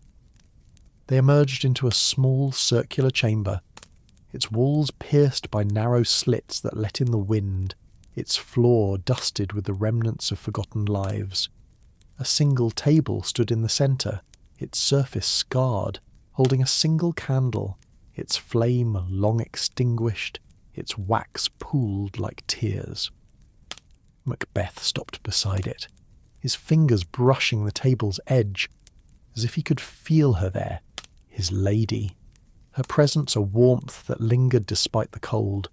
He spoke of their last night together in this chamber, when they had sat here, planning, dreaming, their voices low, their hands entwined. The air had been warm then, he said, with the scent of beeswax and her lavender, her eyes bright with a hope that had not yet turned to ash. He told of the moment he knew she was slipping away, when her laughter had stopped, when her hands had begun to move restlessly, washing away stains that only she could see. He had tried to hold her, to pull her back, but she was already fading, her mind a maze of guilt and fear, her heart a flame that could no longer burn. The air had grown heavy, he said, with the scent of despair, the castle's walls closing in, its shadows deepening as if it knew the end was coming. Shakespeare stood beside him, the cold stone floor seeping through his boots, the wind whistling through the slits, carrying the scent of frost and earth. He could feel the weight of the story, not just as a tale he had written, but as a truth he had lived here, in this castle, in this moment. He could see her, almost Lady Macbeth, her fire dimming, her hands restless, her eyes searching for a peace that would never come. He could feel the castle's pulse, its stones alive with the echoes of their choices, their pain. The king's voice faltered, his hands trembling slightly as he spoke of the morning he found her gone, her body still, her hands finally at rest. He had knelt beside her, he said, his heart breaking, and whispered her name, but she was beyond his reach, beyond the reach of any crown or prophecy. The castle had mourned with him, its walls silent, its air heavy with the weight of her absence. He had carried her memory ever since, he said, a weight heavier than any crown, a truth deeper than any story. Shakespeare's heart was full, his eyes stinging with the weight of what he had heard. He wanted to offer something, some promise of redemption, but he knew it was not his to give. Instead, he stood beside Macbeth, sharing the silence, the sorrow, the truth that bound them. He nodded, a silent vow to carry their story, not as a tragedy for the stage, but as a truth for the heart, a memory of two souls who had loved, who had dared, who had fallen. The wind howled through the chamber, stirring the dust, carrying the scent of frost and heather. The castle stood silent, its shadows soft, its air heavy with the promise of dawn. Macbeth looked out through one of the slits, his eyes fixed on the moors, as if he could see her there, in the heather, in the wind. Shakespeare followed his gaze, the landscape a blur of silver and shadow, the story a weight that would linger long after the night had ended. As the first light of dawn crept across the moors, the castle seemed to soften, its stones less oppressive, its air lighter. The story of Macbeth and his lady was nearing its close, but its echoes would remain, a whisper in the wind, a shadow in the heart. Shakespeare felt it settle into him, a truth he would carry back to his world, a story he would tell not with his quill, but with his soul. Can you hear it, listener? The way a story lingers, its weight a gentle hand guiding you into dreams where love and loss dance forever in the moonlight. The small, circular chamber at the top of Inverness Castle's highest tower was a fortress of silence, its air thick with the scent of old stone and the faint lingering trace of melted wax. The narrow slits in the walls let in slivers of dawn's first light, pale and fragile, barely touching the scarred table where a single candle's remnant stood like a monument to forgotten hopes. Outside, the moors stretched into a grey haze, the wind carrying the sharp bite of frost and the wild, earthy scent of heather, its low hum weaving through the castle's stones like a lullaby for the lost. Can you feel it, listener? The way this place holds you. Its cold air brushing your skin, its quiet heavy with the weight of stories that refuse to fade. William Shakespeare stood beside Macbeth, his breath shallow, his eyes tracing the faint outlines of the chamber's stark simplicity. The rough stone walls, the dust-covered floor, the table that seemed to sag under the burden of memory. The king's presence was a quiet weight, not of power or menace, but of a man hollowed by loss, his silhouette softened by the creeping dawn, his hands resting loosely at his sides as if he had nothing left to grasp. The playwright felt the story pulsing around them, not as words he had written, but as a living thing, its roots deep in the castle's bones, its tendrils curling through the hearts of those who had lived it. Macbeth's voice, when it came, was a whisper, barely audible above the wind, yet it carried the weight of a man who had carried his sorrow too long. He spoke of the dawn, not as a promise of renewal, but as a reminder of all that had been lost. He described the way the light crept across the moors, painting the heather in shades of silver and gold, its scent sharp and fleeting, a breath of life against the cold. He told of standing in this chamber, night after night, after the world had turned against him, when the dawn was not a comfort but a judgment, its light exposing the scars of his choices, the emptiness of his crown. The king's words wove a picture of a man alone, his castle a tomb, its halls echoing with the absence of her laughter, her fire. He spoke of the air then, heavy with the scent of dust and decay, the faint tang of blood that lingered in his memory, a reminder of the lives he'd taken, the love he had lost. He described the way the castle had changed, its stones colder, its shadows deeper, as if it mourned with him, as if it knew the cost of their dreams. He told of his lady, not as the ghost of Shakespeare's play, but as a woman who had been his heart, her courage a flame that had warmed this place, her love a strength that had held him through the darkest nights. Shakespeare listened, his chest tight with the weight of what he had not understood when he penned his tragedy. He had crafted Macbeth as a man consumed by ambition, a king undone by his own hand. But he had not seen the love that had driven him, the loss that had broken him. The air in the chamber was cold, sharp with the scent of stone and frost. But it was the king's words that chilled him, each one a stone added to the burden he now carried. He could feel the rough floor beneath his boots, the faint sting of the dawn's light in his eyes, the taste of dust and sorrow on his tongue. Can you imagine, listener, what it would be like to stand in this tower, to hear a king's confession, to know that your words had shaped his pain, even if only in part? Macbeth moved to one of the narrow slits, his eyes fixed on the moors below, where the heather swayed in the wind. Its scent carried upward like a fleeting memory. He spoke of the witches again, their voices a haunting echo that had shaped his life, their riddles a chain that had bound him to this path. He described their forms, cloaked and bent, their laughter like the crack of the ice on a frozen lock, their eyes that seemed to see through him, into the heart of his fears, his desires. He had believed them, he said, not for the crown, but for the certainty they offered, a world where he could seize his fate, where he could build a legacy with her.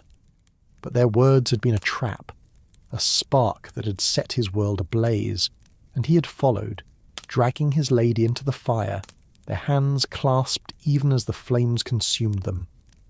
The dawn's light grew stronger, its pale glow spilling into the chamber, casting long shadows that seemed to dance with the wind.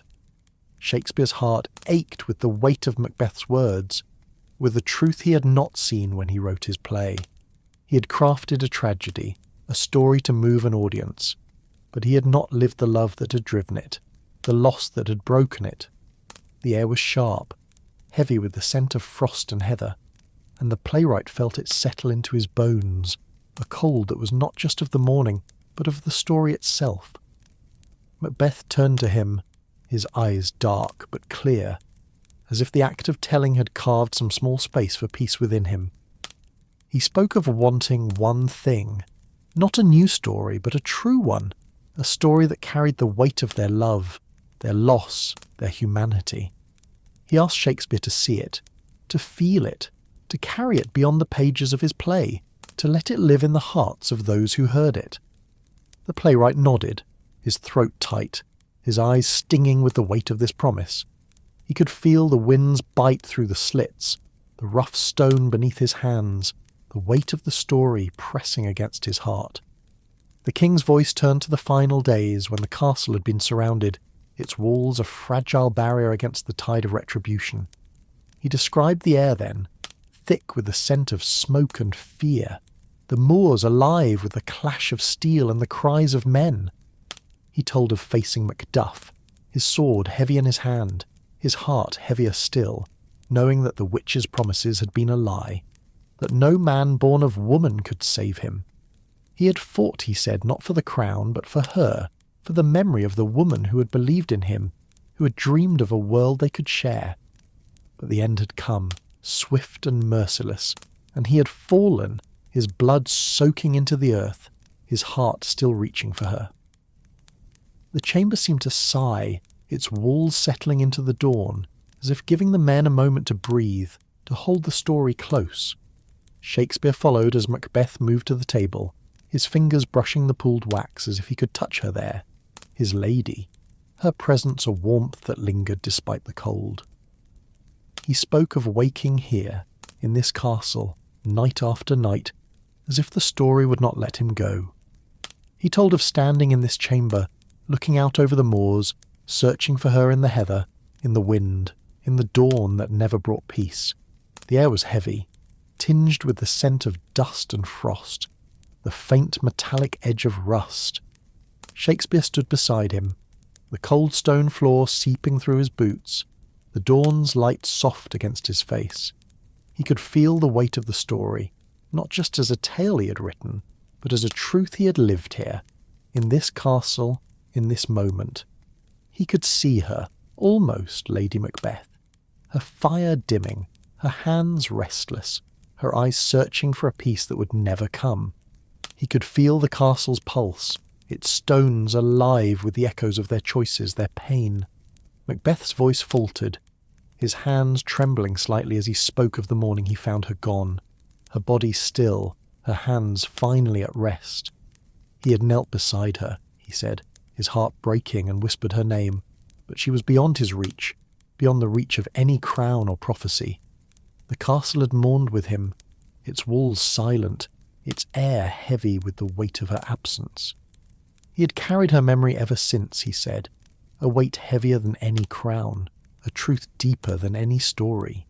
Shakespeare's heart was full, his eyes stinging with the weight of what he had heard.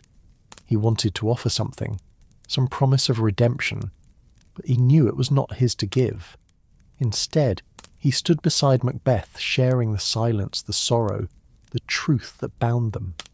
He nodded, a silent vow to carry their story, not as a tragedy for the stage, but as a truth for the heart, a memory of two souls who had loved, who had dared, who had fallen. The dawn's light grew brighter, its glow spilling across the moors, painting the heather in shades of gold and grey. The castle stood silent, its shadows softening, its air lighter with the promise of a new day. Macbeth looked out through the slit, his eyes fixed on the horizon, as if he could see her there, in the heather, in the light. Shakespeare followed his gaze, the moors a blur of colour and shadow, the story a weight that would linger long after the dawn had faded. As the light crept into the chamber, the castle seemed to breathe, its stones less heavy, its air less oppressive. The story of Macbeth and his lady was reaching its close, but its echoes would remain, a whisper in the wind, a shadow in the heart. Shakespeare felt it settle into him, a truth he would carry back to his world, a story he would tell not with his quill, but with his soul. Can you see it, listener? The way a story lives beyond its telling, its weight a gentle guide into the quiet of dreams, where love and loss weave together in the dawn's soft light. The tower chamber of Inverness Castle stood like a quiet sentinel, its stone walls catching the first rays of dawn that slipped through narrow slits, casting golden threads across the dust-covered floor. The air was heavy with the scent of frost and old stone, a sharp, clean bite blending with the earthy musk of the moors beyond, where heather swayed under a wind that hummed a low, mournful tune. The cold was unyielding, seeping into the skin, tasting of dew and the faint, bitter edge of dust, as if the castle exhaled the weight of its ancient sorrows. Can you feel it, listener? The way this place holds you, its chill wrapping around your heart, its silence a canvas for the stories etched into its stones. William Shakespeare stood beside Macbeth, his fingers resting lightly on the scarred table at the chamber's centre, its surface worn by time, holding the ghost of a candle's wax like a frozen sigh. The king's form was softened by the dawn's light, his cloak still, his breath a faint wisp that curled into the air and vanished. The chamber felt intimate, as if the walls had drawn closer, cradling the story woven through the long night in a tender embrace. The playwright's heart was heavy, not just with Macbeth's words, but with the truth he had come to see, a truth that reached beyond the ink of his play, beyond the stage, into the raw, pulsing core of a man and woman bound by love and broken by fate. Macbeth's voice, when it broke the silence, was a soft murmur, like the wind rustling through the heather, each word heavy with the weight of a life lived and lost. He spoke of the mornings after his fall, when the castle had stood silent, its halls empty of all but shadows. He described the dawn creeping across the moors, its light soft but unyielding, illuminating the scars of the land, mud churned by battle, blood soaked into the earth. The air had been thick then, he said, with the scent of wet grass and iron, the faint tang of smoke from fires long extinguished, a reminder of the lives taken, the dreams lost. He told of standing in this tower, gazing out over the moors, searching for her in the light, in the wind, in the heather that moved like a living memory. The king's words painted a world drained of warmth, where the feasts and laughter of old were gone, replaced by a silence that pressed against the walls like a living thing. He spoke of the air, heavy with dust and decay, the stones whispering of betrayal, of promises broken. He told of his lady, not as the ghost of Shakespeare's play, but as a woman who had been his light, her courage a flame that had warmed these halls, her love a strength that had held him through the darkest nights. She had been his heart, he said, but that heart had cracked under the weight of their choices, leaving him to carry its fragments alone. Shakespeare listened, his chest tight with the weight of what he had not grasped when he wrote his tragedy. He had crafted Macbeth as a man consumed by ambition, a king undone by his own hand. But he had not seen the love that had driven him, the loss that had hollowed him. The air in the chamber was cold, sharp with the scent of frost and stone, but it was the king's words that pierced him, each one a thread in a tapestry of love and regret. He could feel the rough wood of the table beneath his fingers, the faint warmth of the dawn's light on his face, the taste of dust and sorrow on his tongue. Can you imagine, listener, standing in this tower, hearing a king's heart laid bare, knowing your quill had shaped his pain, even if only in part? Macbeth moved to one of the narrow slits, his eyes fixed on the moors below, where the heather glowed faintly in the morning light, its scent carried upward on the wind. He spoke of the witches again, their voices a haunting refrain that had shaped his life, their riddles a chain that had bound him to this path. He described their forms, cloaked and bent, their laughter like the crack of voice on a frozen loch, their eyes that saw into the heart of his fears, his desires. He had believed them, he said, not for the crown, but for the certainty they offered, a world where he could seize his fate, where he could build a legacy with her. But their words had been a trap, a spark that set his world ablaze, and he had followed, dragging his lady into the fire, their hands clasped even as the flames consumed them. The dawn's light grew stronger, spilling into the chamber, casting long shadows that seemed to sway with the wind. Shakespeare's heart ached with the weight of Macbeth's words, with a truth he had not seen when he wrote his play. He had crafted a tragedy to move an audience, but he had not lived the love that had driven it, the loss that had broken it.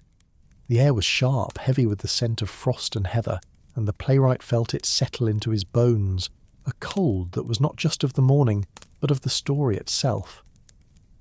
Macbeth turned to him, his eyes dark but steady, as if the act of telling had carved a fragile space for peace within him. He spoke of wanting one thing, not a new story, but a true one, a story that carried the weight of their love, their loss, their humanity.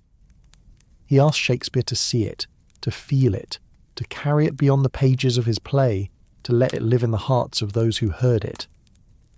The playwright nodded, his throat tight, his eyes stinging with the weight of this promise. He could feel the winds bite through the slits, the rough stone beneath his hands, the weight of the story pressing against his heart.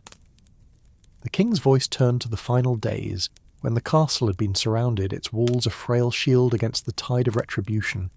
He described the air then, thick with the scent of smoke and fear, the moors alive with the clash of steel and the cries of men.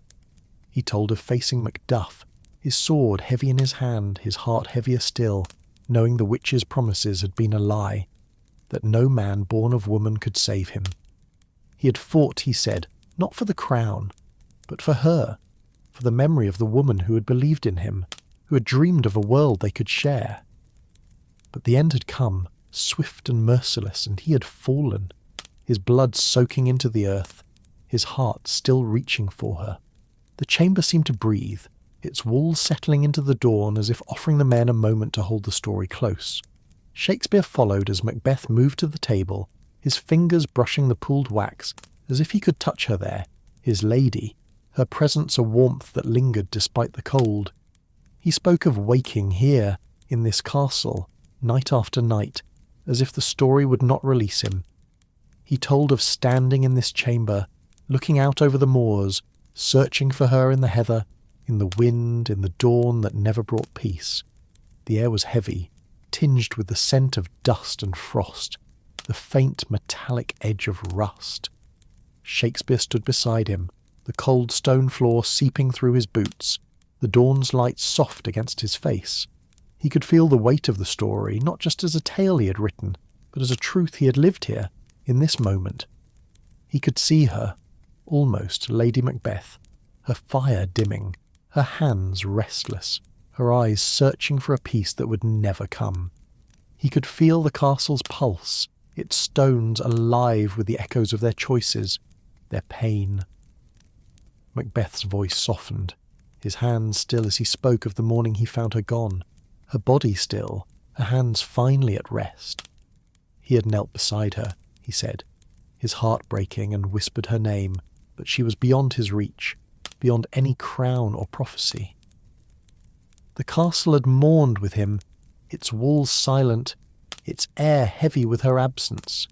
He had carried her memory ever since, a weight heavier than any crown, a truth deeper than any story.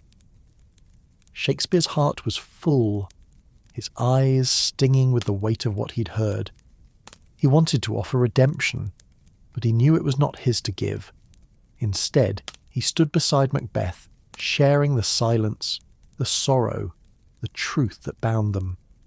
He nodded, a silent vow to carry their story, not as a tragedy for the stage, but as a truth for the heart, a memory of two souls who had loved, dared, and fallen.